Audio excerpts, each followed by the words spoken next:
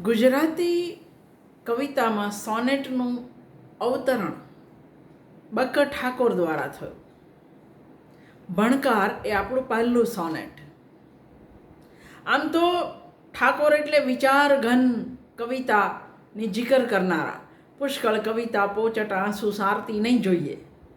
પણ એ ઠાકોરના સોનેટ જુઓ તમે,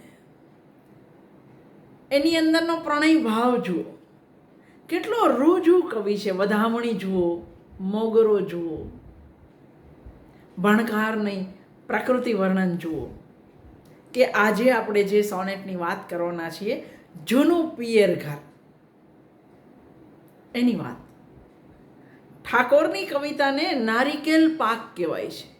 નાળિયેર મીઠું હોય પણ પેલા છોડા કાઢો, પછી એની ઉપરની કડક પેલી કાઢો, પછી જતાં તમને નાળિયેરના મીઠાશનો સ્વાદ મળે. તો ઠાકોરની કવિતાને નારિકેલ પાક સમી કવિતા કહેવાય છે. એને ઉકેલવી પડે, ઉકેલો પછી મજા જ મજા. તો જે રીતે વધામણી સોનેટ આપણે જોયેલું, આવી જોઈ દૈત ઉચરો લોચને કોણ જેવો. તો જૂનું પિયર ઘર, આપણે કાલે કન્યા વિદાય જોયું અનિલ જોશીનું, આજે આપણે જૂનું પિયર ઘર જોઈએ છે. કન્યા વિદાય થઈ અને પાછળ બધું ખાલી થઈ ગયું, પણ એ તો મા બાપ માટે. જે ગઈ એને તો નવું ઘર, નવો વર બધું મળ્યું છે.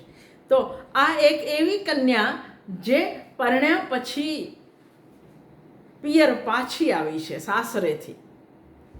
બેઠી ખાટે ફરી વળી બધે મેળીઓ ઓરડામાં, દીઠા હેતે સ્મૃતિ પડ બધા ઉકલ્યા આપ રૂડા.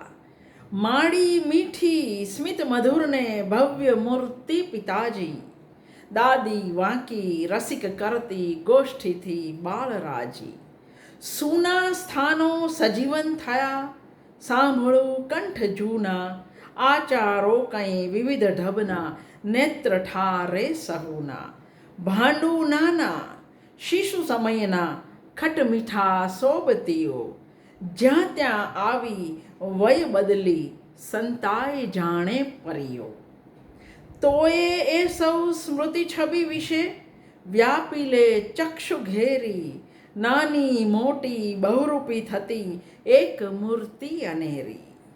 ચોરીથી આ દિવસ સુધીમાં એવી જામી કલેજે, કે કૌમારે પણ મુજ સરે બાળ વેશે સહેજે.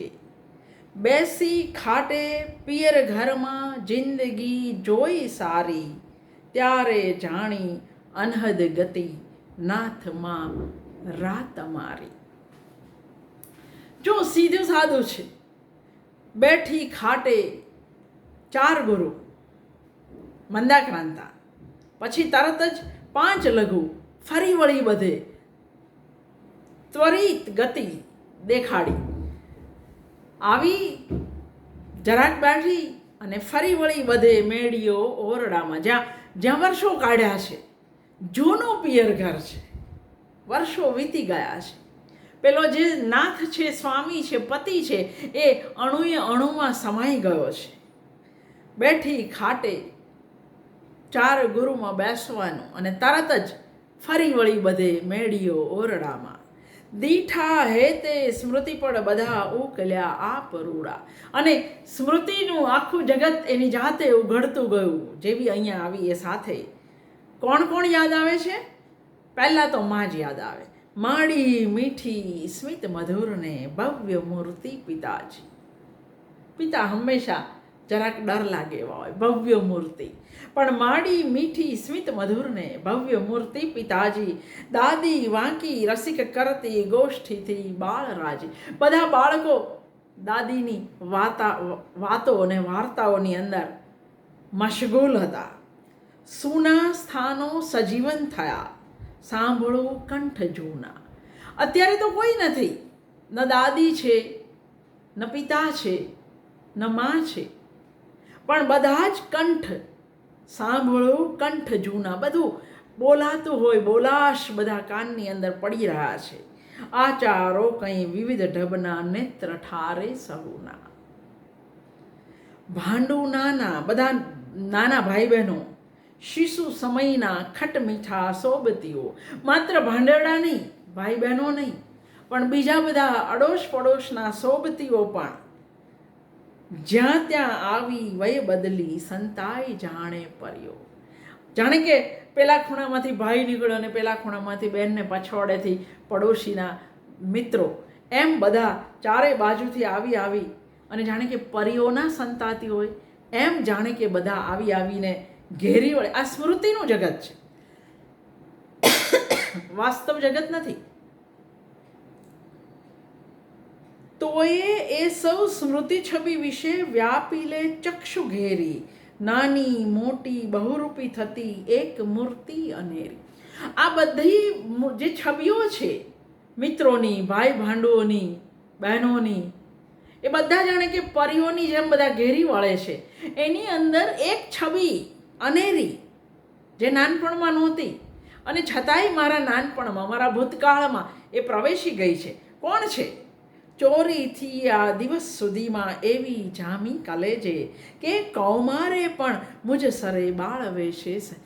પતિની છબી કલેજાની અંદર, હૃદયની અંદર એવી તો તીવ્રતાથી ઉતરી ગયેલી છે કે જાણે કે ગઈકાલની અંદર પણ એ હતા, મારા ભૂતકાળમાં પણ એ હાજર હતા.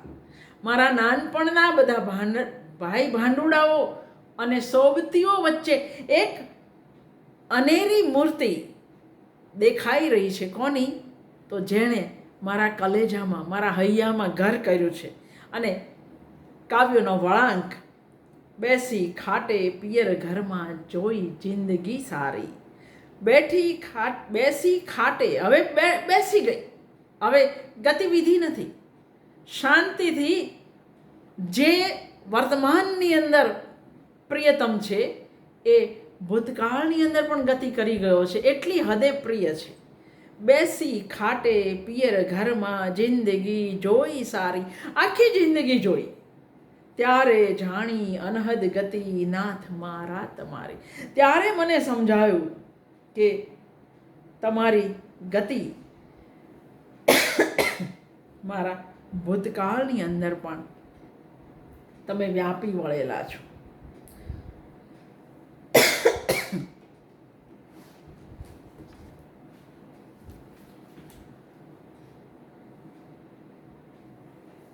વિચાર પ્રધાન કવિતાની જીકર કરનાર બક ઠાકોરનું વધામણી જુઓ કે જૂનું પિયર ઘર જુઓ, મોગરો જુઓ કે વર્ષાની એક સુંદર સાંજ સોનેટ જુઓ, તમને ઉર્મી કવિતાના દર્શન થશે.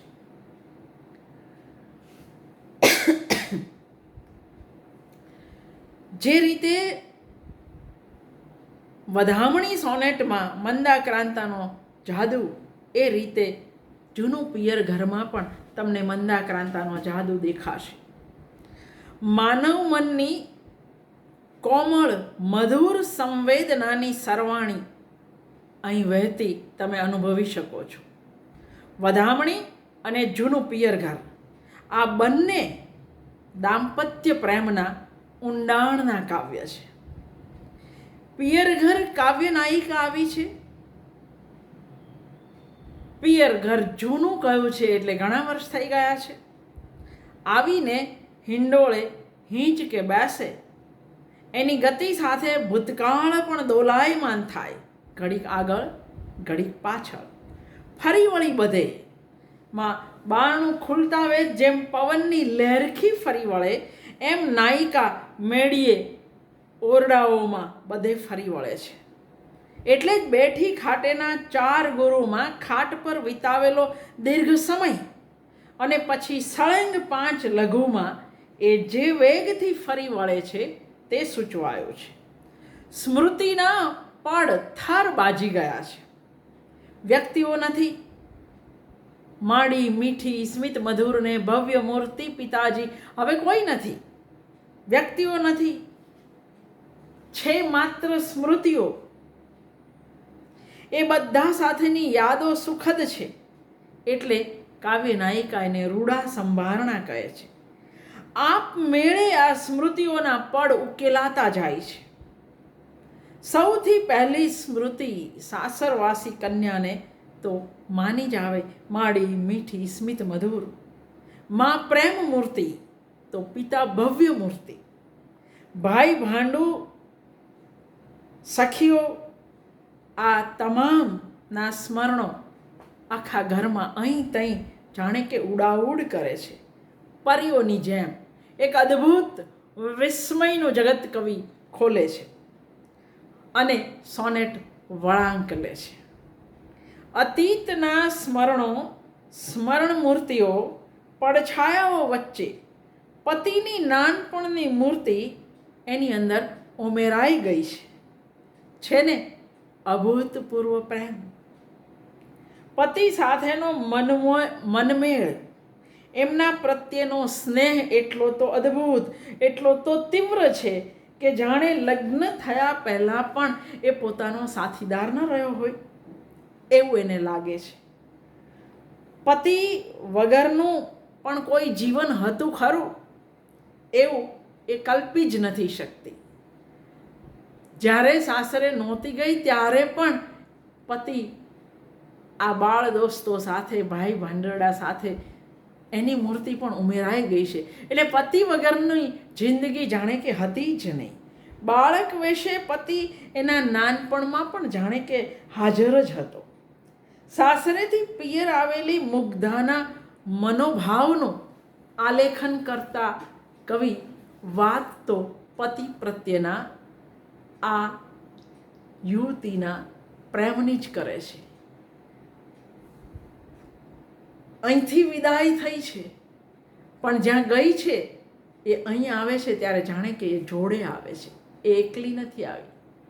અને એને એવું લાગે છે કે કોઈ એક ક્ષણ જીવનની નાનપણ પણ પતિ વગરની જિંદગી જાણે કે હતી જ નહીં. ત્યારે જાણી અનહદ ગતિ નાથ મારા તમારી. ત્યારે મને સમજાયું કે તમે મારામાં કેટલી હદે વ્યાપ્ત છો.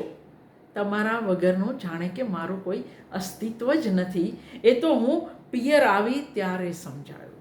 તો અદ્ભુત દાંપત્ય પ્રેમનું આ સોનેટ.